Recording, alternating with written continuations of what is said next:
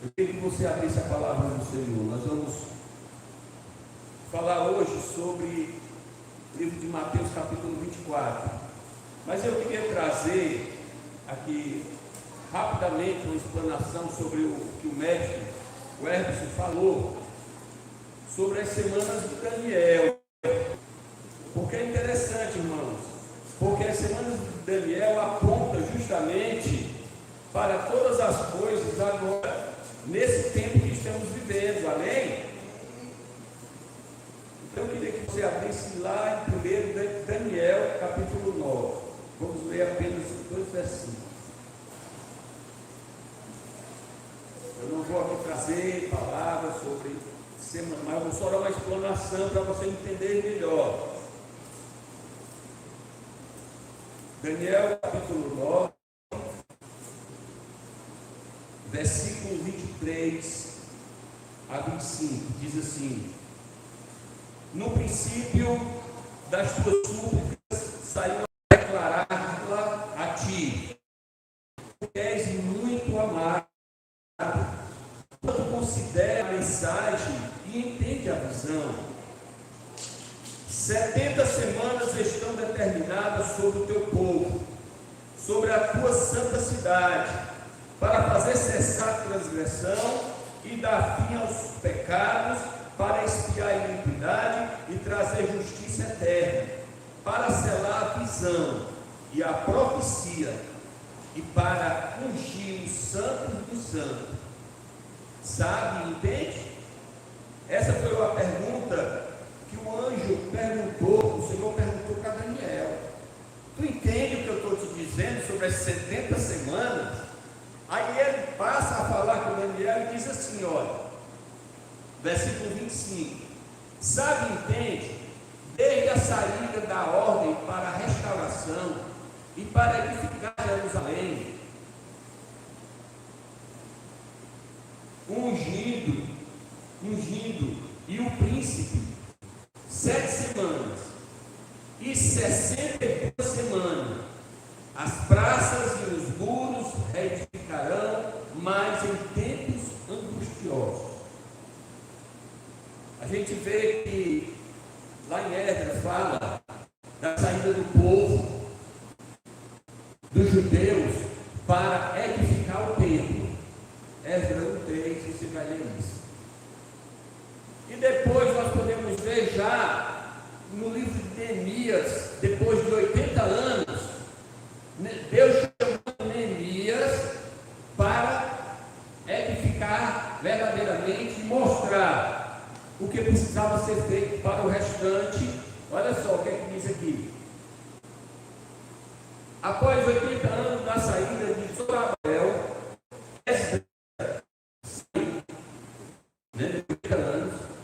a segunda turma de judeus para edificar as leis por Moisés, que tinha dado através de Moisés, porque o povo tinha esquecido. Então, Deus levanta agora Esdras, depois de 80 anos, para o quê? Ensinar o povo as leis. O povo tinha esquecido dos princípios de Deus. A primeira turma, posso dizer assim, a primeira leva de judeu foi para edificar o templo. A segunda leva, Deus levanta Esdras para ensinar os princípios, os mandamentos, os preceitos ao povo de Deus. E agora nós podemos ver que após 14 anos da saída de Esdras, saiu Neemias, com a terceira turma para quê, irmãos? Edificar os muros caídos de Jerusalém. Aí a gente vai fazer as contas. 80 com 14 dá 94. Semanas eram para dar 49. Após por que tem 94? Porque o povo de Deus foi impedido pelo samaritano de construir os muros. Olha, no período, irmãos, de 45 anos, os samaritanos proibiram. E quando o restante dá justamente 49 anos, que eles terminaram a construção do templo. E aí nós podemos agora ver e entender que entra as 62 semanas. A palavra de Deus fala em Daniel capítulo 9 que eram 70 semanas. Mais 7 com 62, que fica aqui para Daniel, só dá 69, não é verdade? 62 semanas é até a crucificação de Cristo. Então Jesus foi crucificado, morto, ressuscitado, está à direita de Deus. Mas ele fez algo importante, e o máximo de todas as coisas que Jesus fez foi me resgatar e me resgatar. Esse foi a decisão do Pai eterno para com a minha vida e a tua vida. Os gentios tiveram a oportunidade de ser resgatados. Nós tivemos, irmãos, essa oportunidade, esse privilégio. Nós éramos considerados gentios, publicando, povo distante de Deus, povo que não tinha vida, não tinha conhecimento de Deus. Mas esse amor nos alcançou, amém? Então nós vamos entender hoje que Mateus capítulo 24 fala dos princípios das dores. Mas ainda está faltando o quê? Uma semana. Na verdade, Jesus foi 69. Para 70, falta uma. Sabe quando vai começar essa última semana? A palavra de Deus explica isso. Começar na grande tribulação, são 7 anos. Mas eu queria falar um pouquinho, porque nós estamos no processo, amém? Processo de santificação. Você tem que andar nesse processo. Você tem que olhar para você e procurar fazer por onde ir para o céu. O mundo está ficando difícil? Tá. As pessoas estão andando mais no seu prazer do que negando a si mesmo, tomando a sua cruz e seguindo Cristo. O mundo está levando muitos na era natural, e o homem está esquecendo do principal, a presença do todo. Temos que olhar em verdade. Você tem que sonhar com essa eternidade. Foi Jesus quem nos deu. Foi Jesus quem proporcionou esse caminho para a eternidade.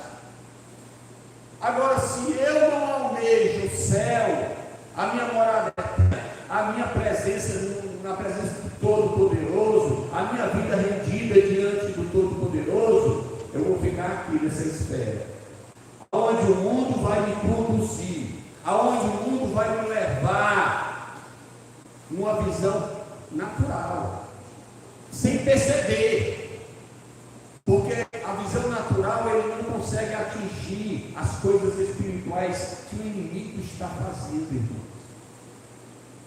Você tem que andar no Espírito, diz a palavra do Senhor, e não na carne, na satisfação da sua carne. Às vezes nós paramos, sabemos identificar qual é o propósito de Deus. Qual é o propósito da minha vida? Fazer a vontade do Senhor na terra. Foi isso que Jesus levantou aqui o povo para restauração, restaurar os princípios, para que o povo judeu pudesse compreender. E aí Jesus veio. E os judeus compreenderam, irmãos? Não, quem era o Senhor. Não porque é o Filho de Deus. Por isso que Jesus, ele diz no capítulo 23 de Mateus, ele fala muito sobre os fariseus da lei. Os fariseus, doutores da lei, hipócritas. Por quê, irmãos? Porque eles conheciam os mandamentos comportamento, eles conheciam as leis do Senhor, eles conheciam os princípios de Deus, mas a vida deles estava aqui no natural. Eles não conseguiriam e nem conseguiram compreender que tudo estava organizado por Deus aqui, para que eles pudessem olhar para lá. Se você olhar toda a história do povo de Israel, você vai ver, Deus deu uma terra de mel ao seu povo. Mas Deus disse ao povo quando entrou na terra: não faça aliança com o povo desse mundo. Porque na hora que você fizer aliança com o povo desse mundo, você vai se contaminar e você vai pagar um alto preço.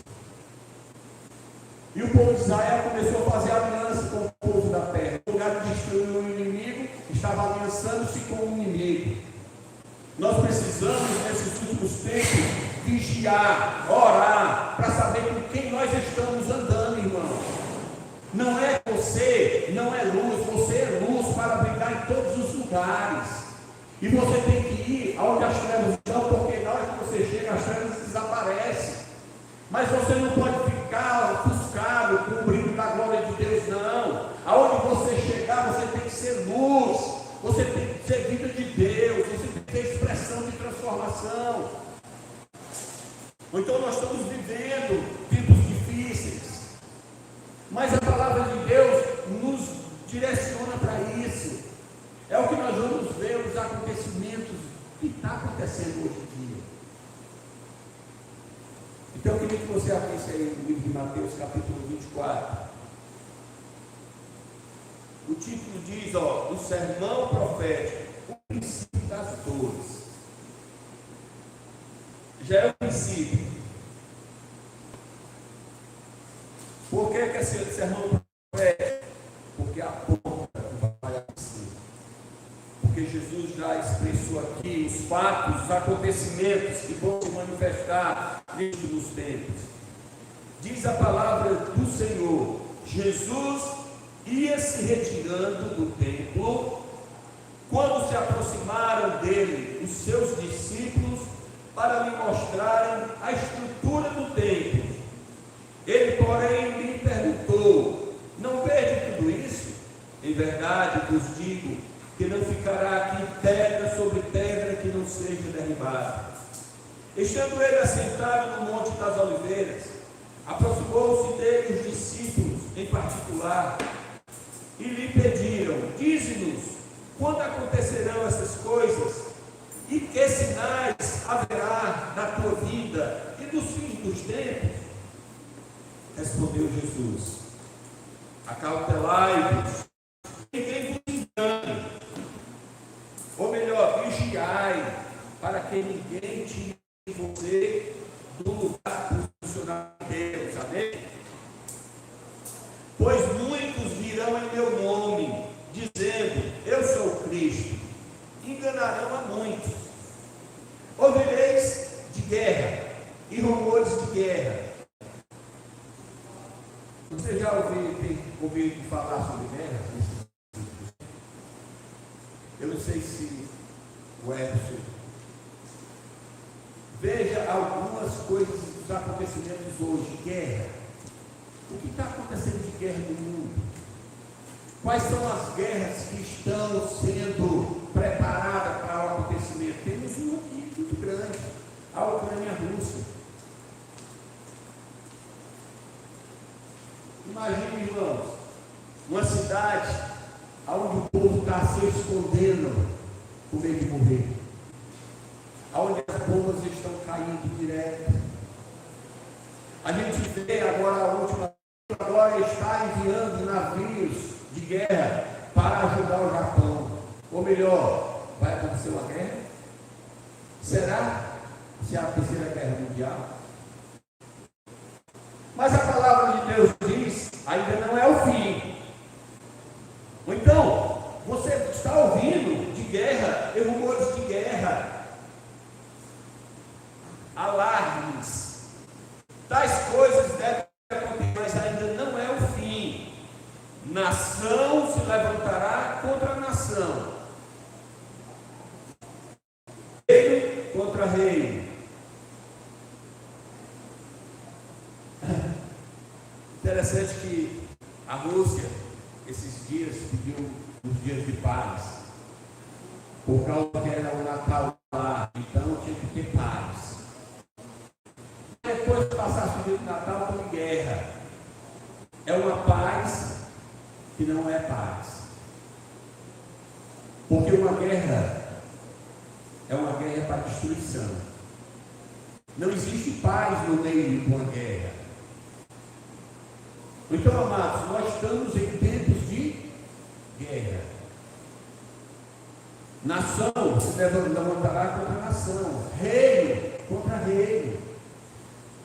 Mas ainda não é o fim. Haverá o quê?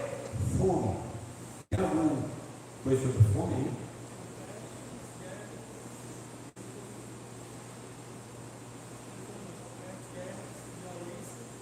Pestes.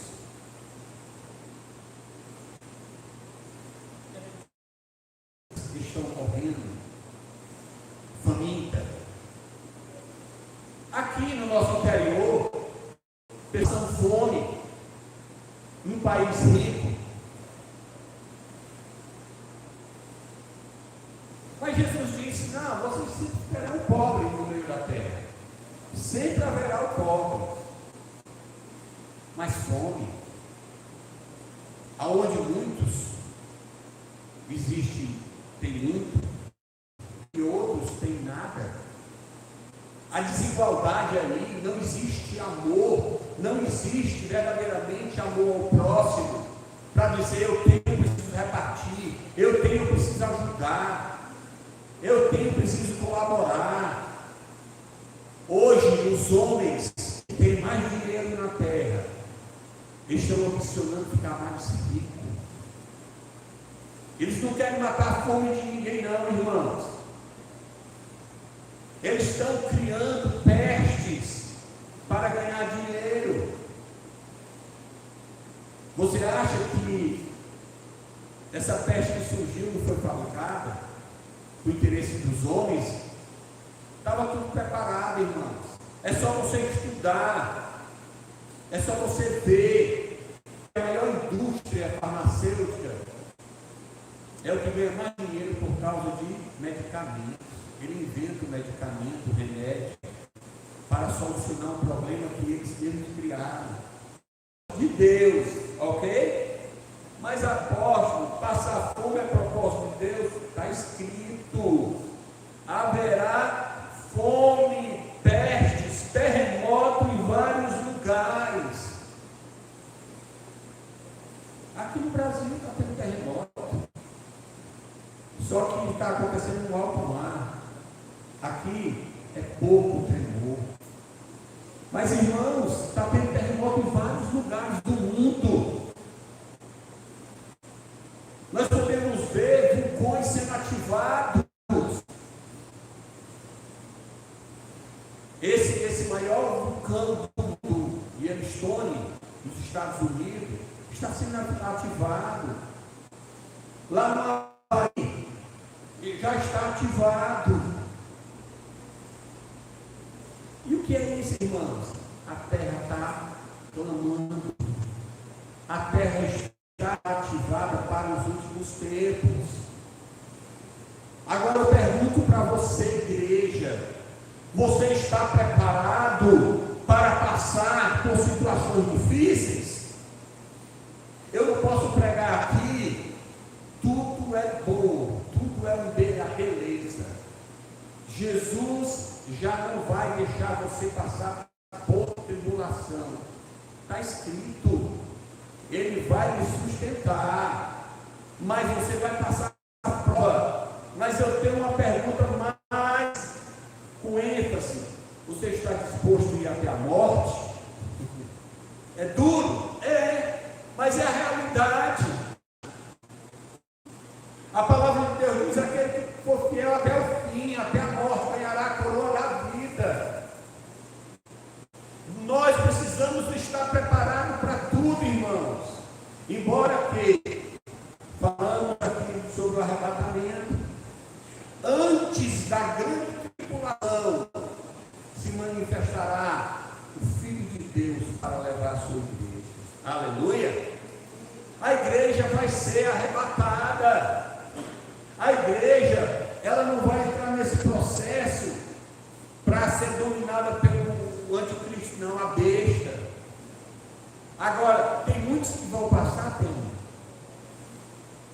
Apóstolo, quem passará por essas provações da grande tribulação, pelo governo da besta?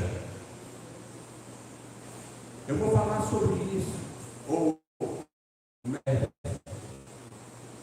sobre os 7 anos de tribulação. São 3 anos e meio, irmãos, que a besta dominará. E são 3 anos e meio que o falso profeta vai levar para adorar a besta. Povo de adorar a besta. Aonde muitos vão ser levados nesse caminho.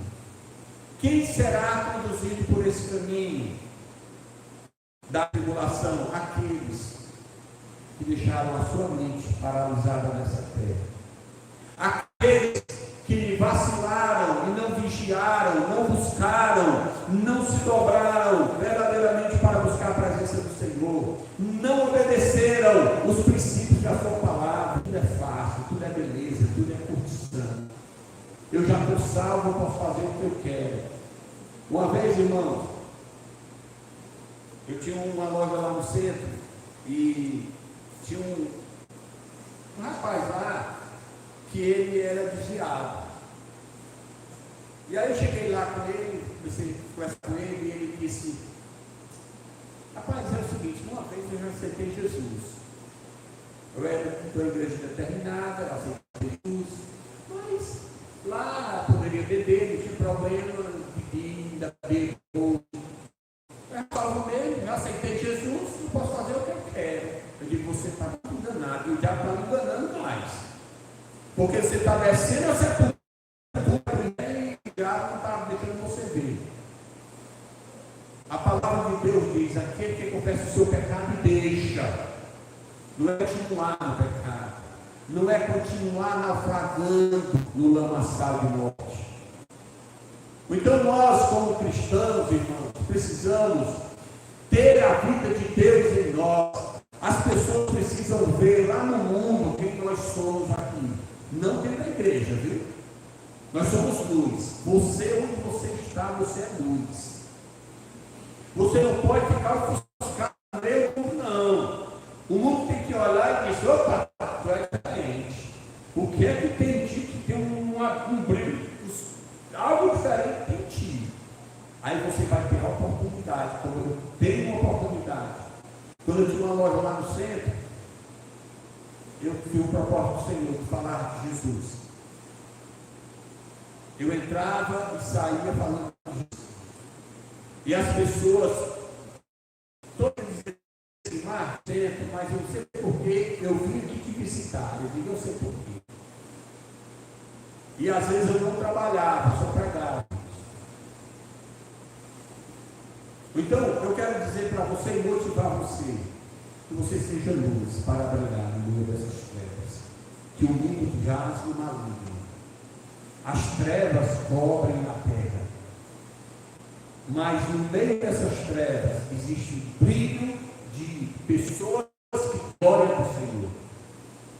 E Deus está com os olhos sobre a terra, olhando para mim e para você.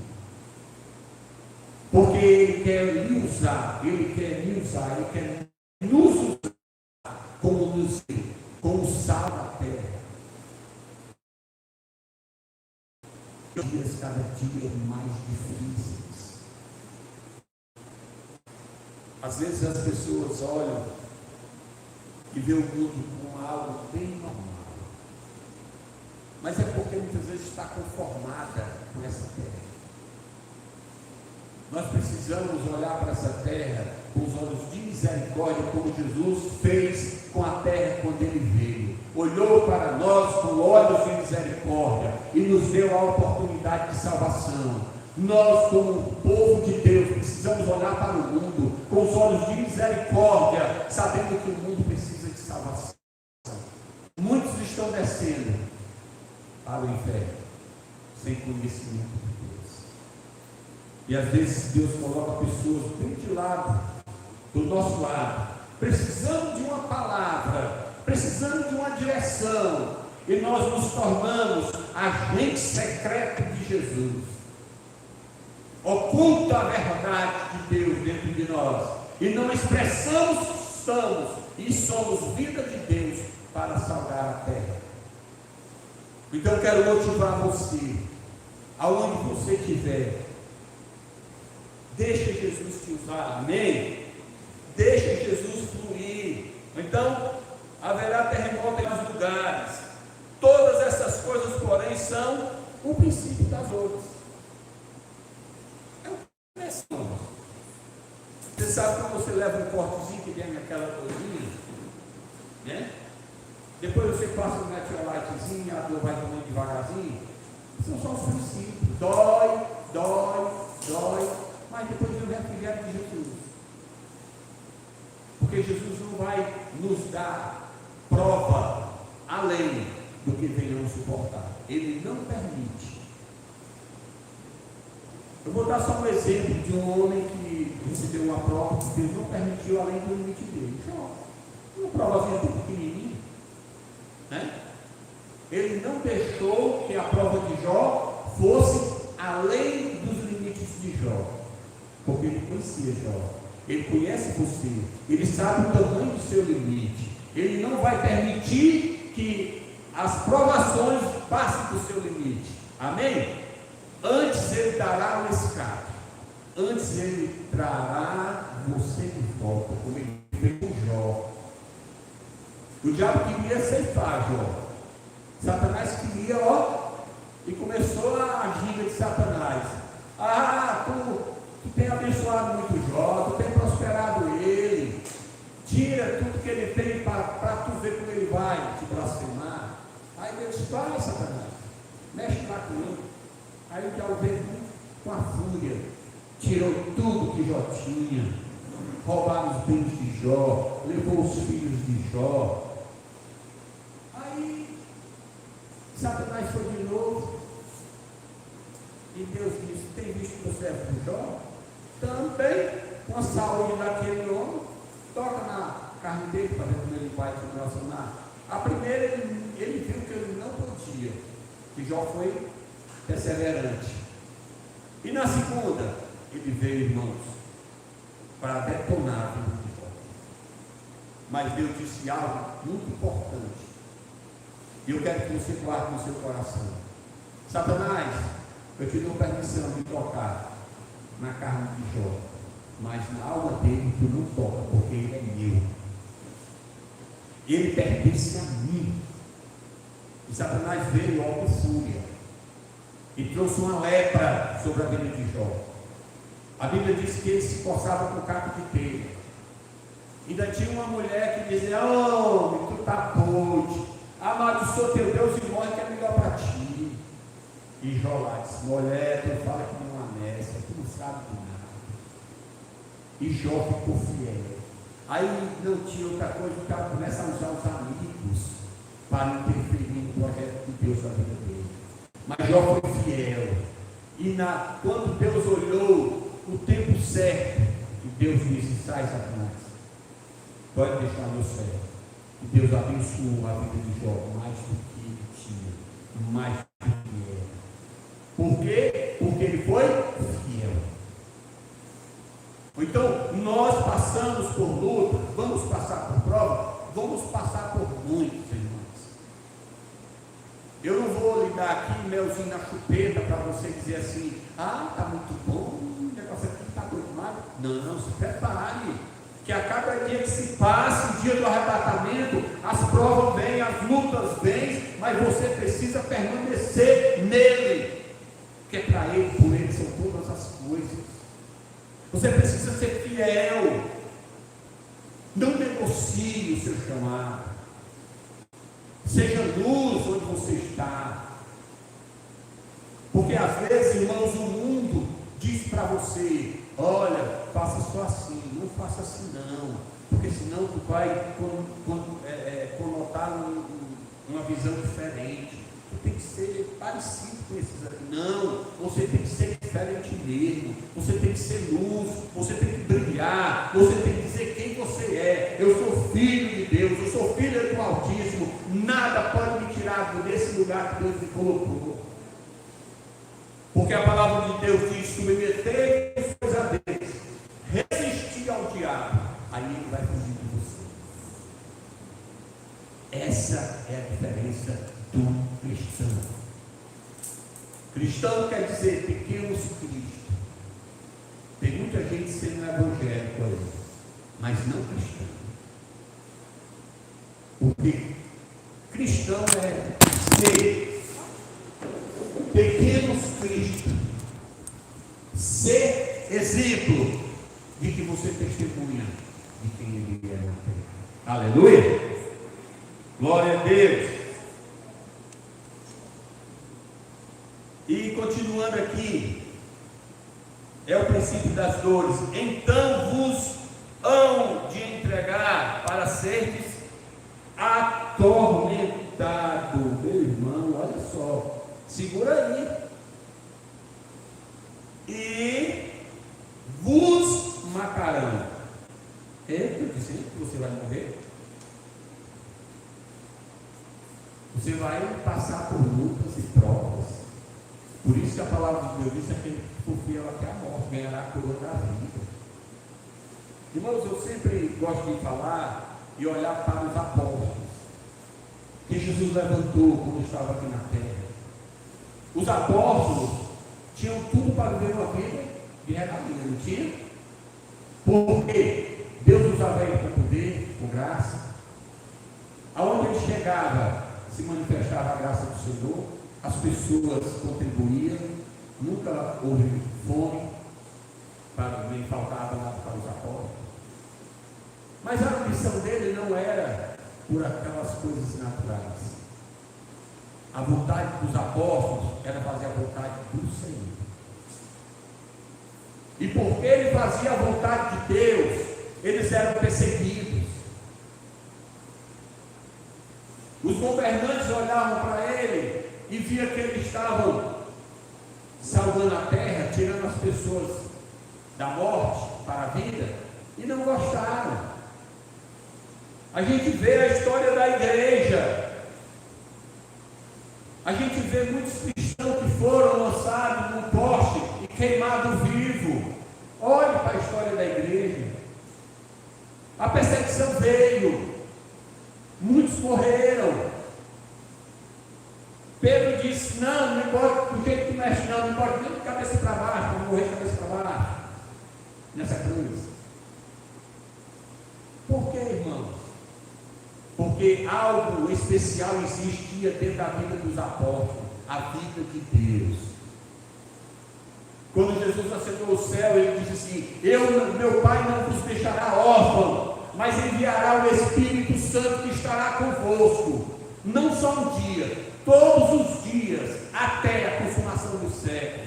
Nós temos o Espírito Santo, nós não podemos nos acovardar, nós não podemos negar Jesus, nós não podemos pegar a nossa vida com Deus e deixar o mundo conduzir, não.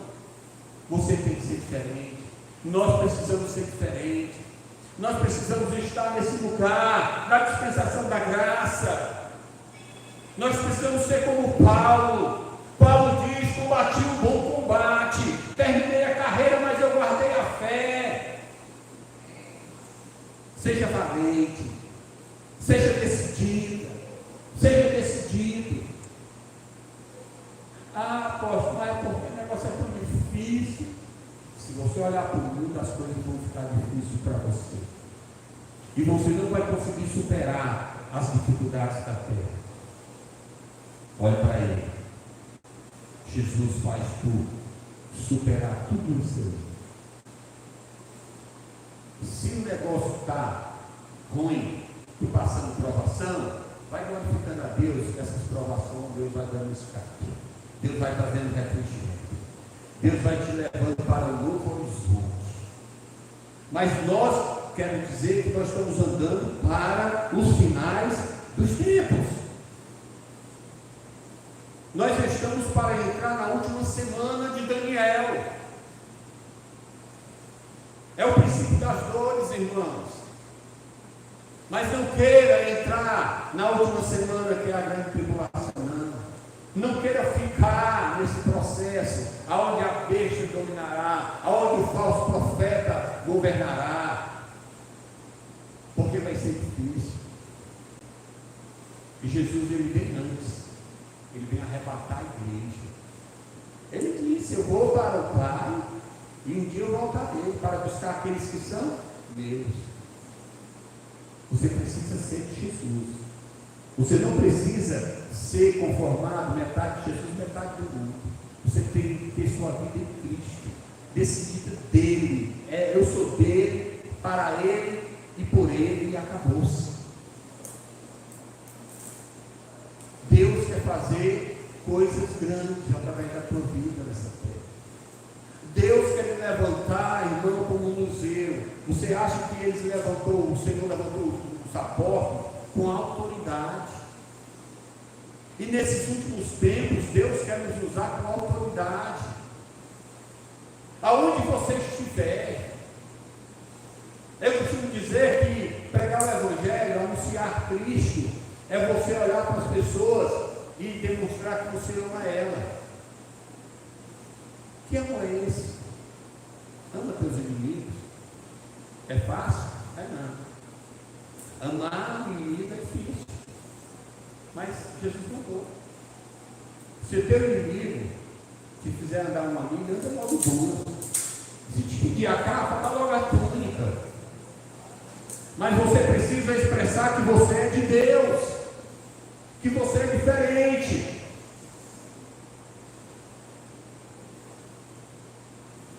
Eu sempre conto isso porque é testemunho. O tempo que eu passei participando de um leilão da Caixa Econômica, existia muita gente que tinha dinheiro.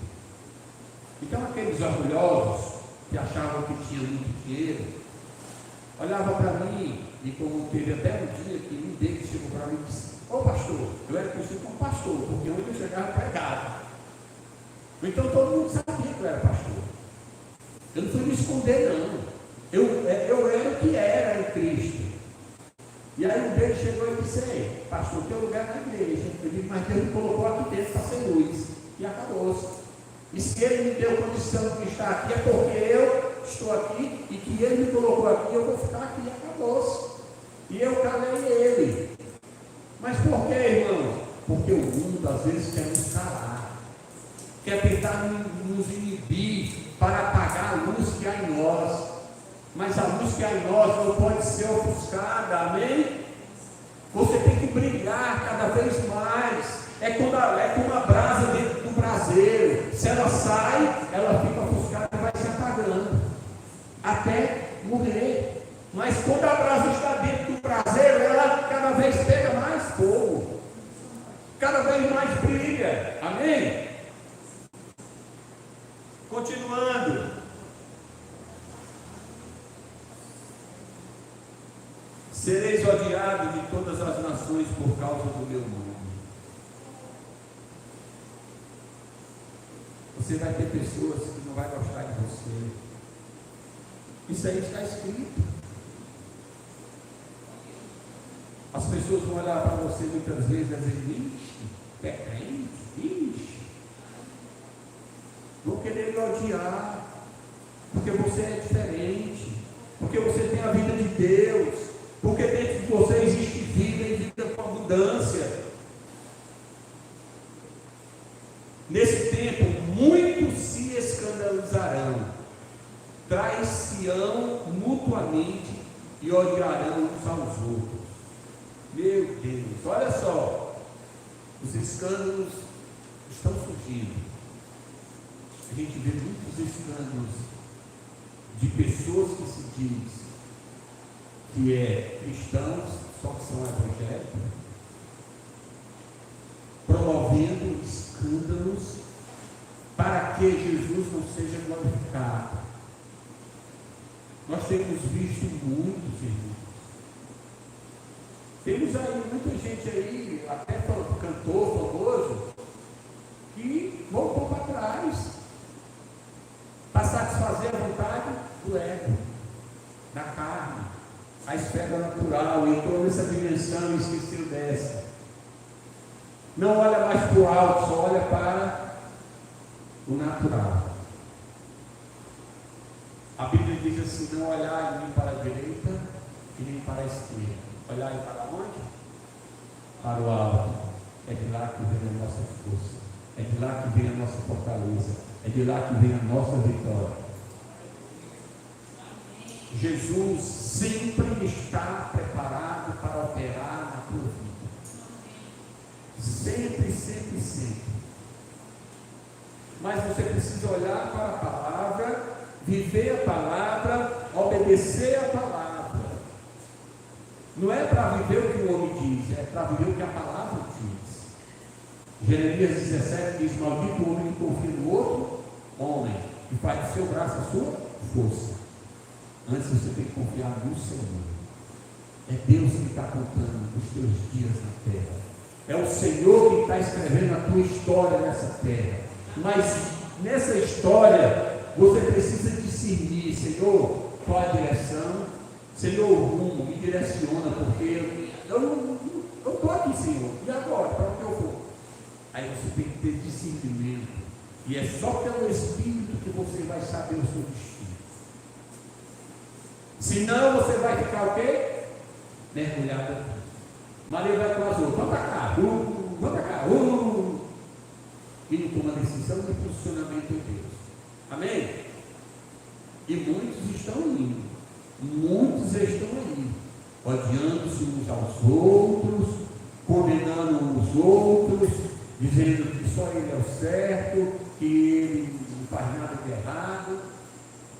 Eu costumo dizer que nós vivemos uma carne de pecado, e essa carne não se transforma até que Jesus volte para buscar a igreja.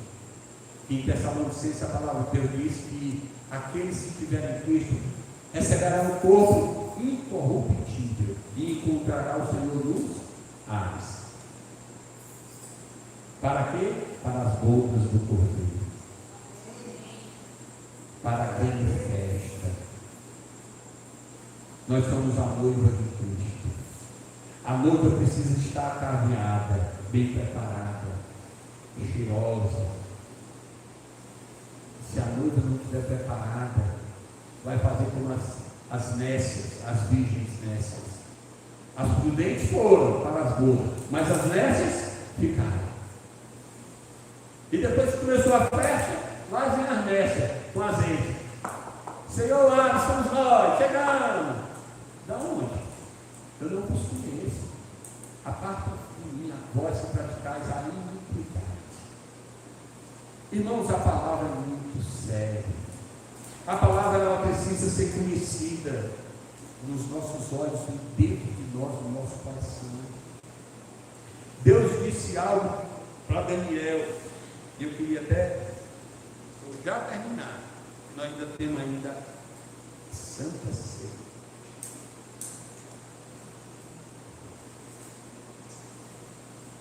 Quase concluindo. Esse aqui.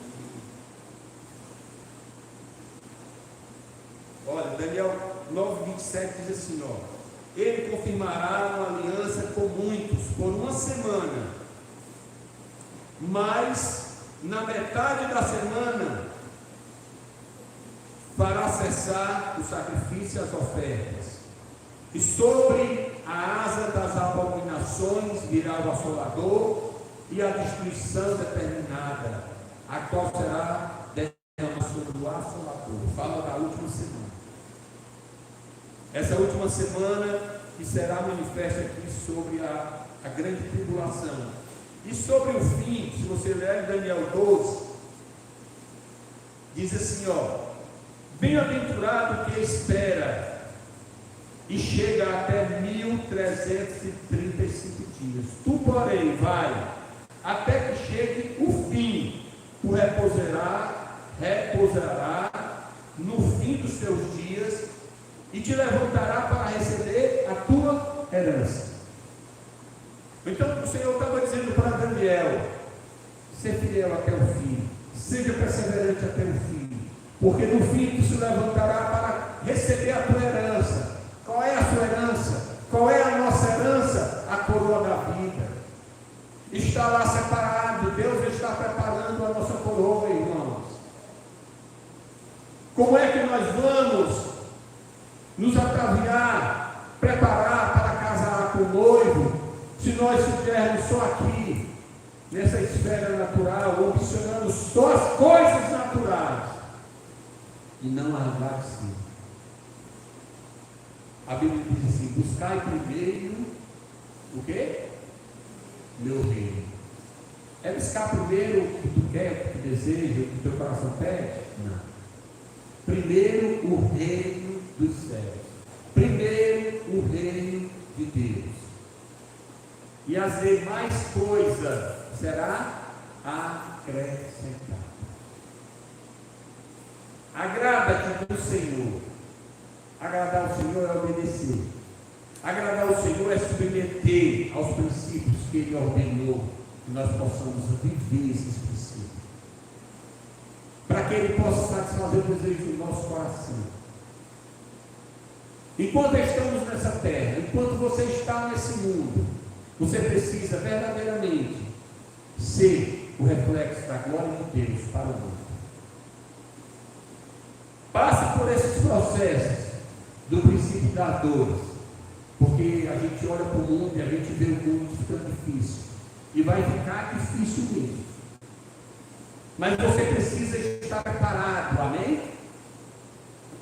Para dizer como Paulo disse: eu passei por essas provas, eu já fui preso, eu fui açoitado, eu fui embofeteado, mas eu não neguei Cristo.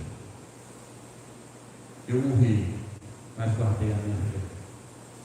Até o fim eu fui perseverante. Não negociei por nada nessa terra.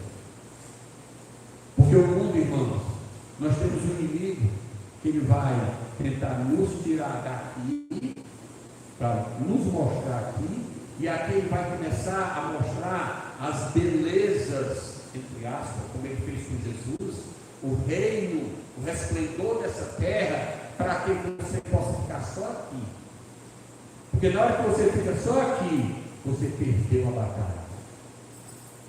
É o que muitos estão naufragando na fé. É porque esqueceram de olhar para cá e estão olhando aqui. E estão naufragando na fé, sem perceber que o inimigo está conduzindo para a morte. Então, passe o estreito, mas passe na perseverança do Rei dos Reis. Deixa Jesus te guiar, deixa Jesus te conduzir. Com certeza, Ele não permitirá, além dos seus limites, as provações. Agora, a perseverança Ele tem que encontrar no teu e no meu coração. Porque se nós não formos perseverantes, iremos mergulhar e naufragar a nossa fé. Amém? Em nome de Jesus. Então,